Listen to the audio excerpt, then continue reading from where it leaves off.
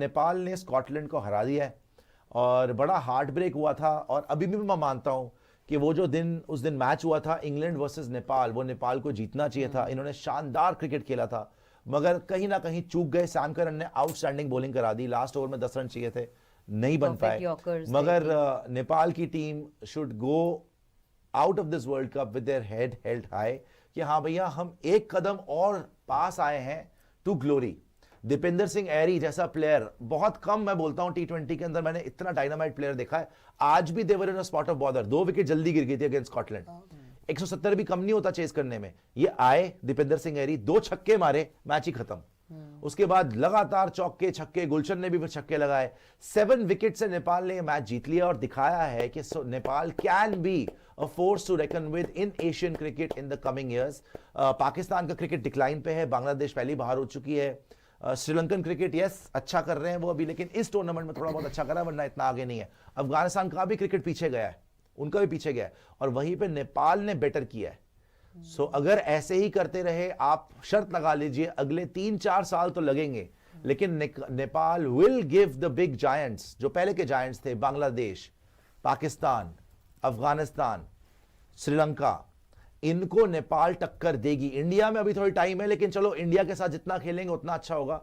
मैं तो ये चाहता हूं बीसीसीआई एक काम करे कि नेपाल के लिए भी इंडिया वर्सेस नेपाल की एक सीरीज रखे, जैसे आप पहले इंडिया बांग्लादेश रखते थे, इंडिया अफगानिस्तान, इंडिया श्रीलंका, वैसे ही नेपाल के साथ भी सीरीज रखेंगे तो नेपाल बहुत सीखेगी। एंड स्कॉटलैंड के मुंह लटके हुए भैया, लास्ट ओवर तक मैच चला गया, मैच बड़ा प्यारा हुआ है वैसे। इवन अगर आप देखोगे ना, ये विक्ट्री सैल्यूट है भाई नेपाल को। इवन अगर आप देखोगे, फाइट दे दी करनी पड़ेगी। इवन अगर आप देखोगे आज आप देखिए जो स्कॉटलैंड की टीम थी, देखो नेपाल ने तो बहुत अच्छी बैटिंग करी है। दीपेंद्र सिंह एरी ने एक्सेप्शनल नॉक खेली, 23 बॉल 50 रन, 217 स्ट्राइक रेट तोड़ के रख दिया उसने। लेकिन द पॉइंट इज कि नेपाल जीता कहां, ये जानना जरूरी है।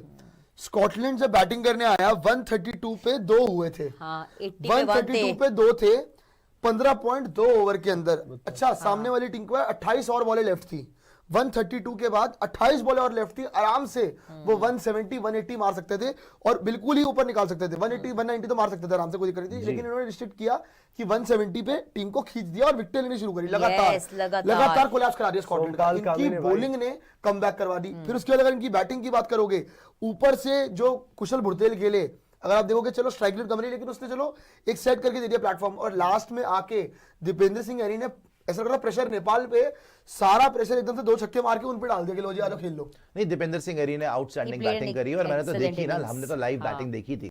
बिकॉज हम जब पीछे बैठे थे, जब रोहित पटेल आउट हुए हैं, रोहित पटेल, तो हमें लगा था कि मैच खत्म हो गया। बिकॉज ऊपर से रन आए जरूर थे, लेकिन इतनी तेज नहीं आए थे, और उनको रन बहुत चाहिए थे उस टाइम पे, है ना। कुछ 5 ओवर में 50 से प्लस 50 टाइप चाहिए थे, और विकेट्स क्योंकि गिर गई थी, तो not only did they need runs, they needed quick runs. और एग्जैक्टली वही काम किया दीपेंद्र सिंह एरी ने, और साथ में गुलशन ने भी फिर एंड में मारा। खरबूजे को देख के खरबूजा रंग पकड़ता है साथ में। तो 3 छक्के जो ये दीपेंद्र सिंह एरी में मारे, और 4 चौके, 23 बॉल्स में 50 रन्स, गाइस 217 स्ट्राइक रेट। इतने स्ट्राइक रेट भाई दुनिया के टॉप बैटर्स ही खेलते हैं। So it's very very good to see and excellent. मैं तो बोल रहा हूं कि फॉर नेपाल क्रिकेट के भाई, अभी से आपके पास ऐसे बैटर्स हैं, and he will inspire a generation of batters from Nepal. आप मेरे से शर्त लगा लीजिए, नेपालीज जो यहाँ पे कम्युनिटी है, चाहे वो नेपाल में हो, चाहे हिंदुस्तान में हो, चाहे एशिया में हो, यूएस में, कनाडा में, they are all over the world, right, Gulf में हो, Australia, New Zealand, everywhere they are, and the sweetest people, Nepalese people, they will be looking at this match very closely, और वेरी प्राउड कम्युनिटी। और आज उनके जो future generation आने वाली है ना, वो देख रहे होंगे कि यार अगर हमारा ये बैटर इस लेवल के ऊपर जाके वर्ल्ड कप में 3 छक्के 4 चौके मारता है, 200 की स्ट्राइक रेट से खेलता है, तो हम क्यों नहीं कर सकते, यू नो। जैसे आज पाकिस्तानियों को देख के आगे वाली जनरेशन कह रही होगी ना, रहने तो भैया नहीं खेलना, अगर ये मर रहे हैं तो हम तो और मरेंगे, वैसे ये और ज्यादा अच्छा कर रहे हैं। So I think all the best to Nepal, and कमाल कर बस पशुपतिनाथ जी और ऐसी ब्लेसिंग्स दें तो आप और अच्छा करेंगे। स्कॉटलैंड की बॉलिंग की धज्जियां उड़ते हुए, और मैच खत्म हो गया। चलिए जी, नेपाल जीत गए 7 विकेट से। Many many many congratulations to Nepal. वो गलत प्रूव किया है इन्होंने, नेपाल मुझे गलत प्रूव किया तो नफरत में किया है ना, और नेपाल माफिया के ऐसा बिल्कुल भी नहीं है, तो इन्होंने बोला कि मेरे सामने नेपाल कैसे जीतेगी। मैं नहीं यार, Nepal had a very good chase I would say. मतलब फ्रॉम द बिगिन हम यहीं बैठे हुए मैच भी देख रहे थे. आई सॉ देम, मतलब 74 रन, 70 रन का आपको सॉलिड बेस मिल गया. After that you go on to lose your first wicket. एक छोटा सा मिनी कमबैक बीच में हुआ था, 98 पे आप 3 हो गए, जो लगा था कि शायद थोड़ा सा मैच टर्न हो जाए स्कॉटलैंड के फेवर में. बट स्कॉटलैंड की बॉलिंग भाई बहुत बर्बाद थी. I am sorry to say, it was very loose. It was just not up to the level कि आप 170 तो छोड़िए, आप शायद 190 भी डिफेंड नहीं कर पाते इस बॉलिंग के साथ जिस तरह से आज आपने बॉलिंग करी है. And Nepal was just too good for Scotland today. चलिए आगे बढ़ते हैं वापस अपने टॉपिक पे आते हैं. कांग्रेचुलेशंस टू नेपाल यार, तालियां बजाओ. और सर दीपेंद्र सिंह एरी ने अब ईशान किशन को क्रॉस करके नंबर 2 पे आ गए, जो T20 वर्ल्ड कप में सबसे ज्यादा रन अभी तक बना है, 163 के आसपास. बट अनफॉर्चुनेटली मेरे ख्याल से इनका टूर्नामेंट तो यहां एक्चुअली अच्छा खासा आ सकते थे आगे. ये इंग्लैंड से हार गए, इटली से हार गए. इटली से आप 13 ओवर में चेस करा गए यार. 10 विकेट से उस दिन नहीं था इनका, दिन नहीं था वो. आपको चलिए एक्चुअली वो इंग्लैंड वाला सदमा था, बहुत बड़ी चीज होती है. इंग्लैंड वाला सदमा भी था. अलग ही चीज. सुश की जानो सुश, डीसी मेरा खून है, इसलिए शायद ट्रॉफी देखते ही बॉडी रिजेक्ट कर देती है. दूसरी टीम्स हिस्ट्री लिखती है, DC bus highlights of 2020 repeat कर लेती है. फालतू की बातें कर रहे हैं आप. और एक बार बता दूं, हमें तो ठीक है, हमें कोई फर्क नहीं पड़ता, आप ऐसा मजाक करते हैं. हमारे चेले मुंबई इंडियंस को बहुत बुरा लगता है. अरे भाई डीसी मेरे हाथ में अपना बैन कर देता है. Only disappointed with Nepal was game against वो बहुत ज्यादा खराब था भाई, बहुत ज्यादा खराब था. और भी कोई सुपर चैटर दिखा देगा. और फिर वापस अपने उस पे आते हैं. अब बाकी सुपर 8 के जो गेम्स देख रहे थे हम वो भी देख लेते हैं करके, जो हमने आगे भी देखा. वेस्ट इंडीज वर्सेस जिम्बाब्वे आहत हो गया है, पर इनका कुछ होगा नहीं मुझे लग रहा है. लेकिन हालांकि लोग कह रहे हैं कि वेस्ट इंडीज बहुत डेंजरस होगी आपका सुपर 8 में हमारे लिए, इंडिया के लिए. देखिए वेस्ट इंडीज ऐसी टीम है जो डेंजरस भी हो सकती है और वॉकओवर भी हो सकती है. उनका कोई भरोसा नहीं है. वो ऑन अ गिवन डे किसी को भी हरा देंगे.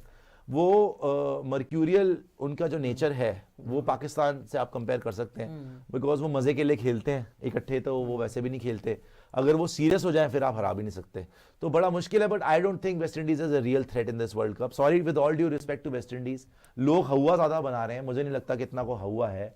इंडिया के लिए तो बिल्कुल ही खतरा नहीं है. और ऐसी टीम है जिम्बाब्वे से भी हार सकती है, मैं बता रहा हूँ. अरे सर आपको लग रहा है वो जब आउट होना शुरू होते हैं ना, वो खत्म ही हो जाते हैं. उनको कोई भरोसा नहीं है फिर, क्योंकि कोई रिस्पॉन्सिबिलिटी नहीं लेता वेस्ट इंडीज में. अब तो है कोई रिस्पॉन्सिबिलिटी, मजे के लिए है, ठीक है, लग गया, मूड है, मूड पे होता है उनका डिपेंडेंट. सो वेस्ट इंडीज से मुझे कोई खतरा नहीं लगता. आगे आ जाइए, नेक्स्ट मैच दिखा दीजिए. जो नेक्स्ट मैच होने वाला है सुपर 8 के अंदर, इंग्लैंड वर्सेस पाकिस्तान यहाँ पे आ जाएगा आपका 24 फरवरी को. देखिए ये बड़ा ये बहुत ही इंटरेस्टिंग गेम है. पहली गेम आपने दिखाई न्यूजीलैंड वर्सेस पाकिस्तान. मुझे लगता है कि इंग्लैंड वर्सेस पाकिस्तान में पाकिस्तान का ज्यादा चांस है न्यूजीलैंड वर्सेस पाकिस्तान से. न्यूजीलैंड वर्सेस पाकिस्तान में क्यों मैं न्यूजीलैंड को आगे रख रहा हूँ, बिकॉज एक डिसिप्लिन साइड है और उनके बॉलर्स ठीक है, बॉलर्स इतने माड़े नहीं है, बॉलर ठीक है. जब मैं इंग्लैंड की बात करता हूं, अच्छा इंग्लैंड के लिए एक ट्रम्प कार्ड हो सकता है आदिल रशीद, बट वो भी क्योंकि आदिल रशीद को देख के पाकिस्तानी आउट हो जाता है. यार वो पार्ट टाइमर भी इनके खा सकते हैं, ठीक है, लेकिन मेन जो इनको थ्रेट होगा पाकिस्तान को आदिल रशीद ही होगा. मैंने इनको देखा था पहले भी वर्ल्ड कप फाइनल में भी, आदिल रशीद को देख के उसकी शक्ल ही देख के आउट हो जाते हैं. सो आई थिंक इनको आदिल रशीद को ढंग से खेलना पड़ेगा. मगर having said all of that, I think Pakistan has a really good chance वाले खेले में इंग्लैंड को हराने का. और आई थिंक मेरे हिसाब से पाकिस्तान इंग्लैंड और न्यूजीलैंड में से एक को तो हरा रही है. और इस पे पता है, चाहे वो न्यूजीलैंड हरा दे, चाहे वो, क्योंकि न्यूजीलैंड को हिस्टोरिकली हराते भी हैं, चाहे वो न्यूजीलैंड को हरा दें, चाहे वो इंग्लैंड को हरा दें, ये इंग्लैंड और न्यूजीलैंड में से एक टीम को पाकिस्तान 100% हरा रही है. और बहुत बहुत बड़े चांस है कि पाकिस्तान सेमीफाइनल में आ जाए. और इंग्लैंड का पता क्या है, इंग्लैंड का ना मेरे को ऐसा लगता है दोनों को, ये कह रहे दोनों को, मुझे लग रहा है आप कह रहे हैं न्यूजीलैंड दोनों को क्यों खाती है आज कनाडा के सामने दोनों को हराएगी. दोनों क्यों खाती है, 170 पड़ गया था. नहीं दोनों नहीं देंगे, दोनों क्यों खाती है. मुझे लग रहा है वो श्रीलंका से हारेंगे. मुझे लग रहा है भाई वो श्रीलंका से हारेंगे, लेकिन इंग्लैंड और न्यूजीलैंड से पाकिस्तान जीतेगा. भाई वो श्रीलंका जीतेंगे. एक्चुअली पता है क्या गुल्लू जी, इनकी प्रॉब्लम यही है पाकिस्तानियों की, इनका भी वेस्ट इंडीज की तरह कोई भरोसा नहीं है. ये जीतने को जीत भी जाए, कौन सी पाकिस्तान, हारने को 80 पे ऑल आउट भी हो जाएगी. पता नहीं किसने बोला था कब कौन सी पाकिस्तान है, आपको नहीं पता. वो उनको खुद को सही बात है, कौन सी एकदम सही बात है. ऑर्डर वाली बीमारी इन्हें चलती रहती है. नहीं, लेकिन दैट इज द रीजन ये टीम बिल्कुल भी कॉन्फिडेंस नहीं देती है. भाई मुझे तो बिल्कुल एक पैसे का कॉन्फिडेंस नहीं देती है कि ऑन अ गिवन डे क्या कर सकते हैं. उल्टा मैं तो कहती हूँ कि ऑन अ गिवन डे अपने पैर पे खुद ही कुड़ाड़ी मारने की पूरी सक्षमता रखते हैं और ये कर भी सकते हैं. So I will not be surprise अगर ये सरप्राइज ये होगा कि consistently back to back 2 matches super 8 में जीत जाए. मेरे लिए वो सरप्राइज ही होगा पाकिस्तान के लिए, बट क्योंकि I do not expect them to show that kind of consistency during the super.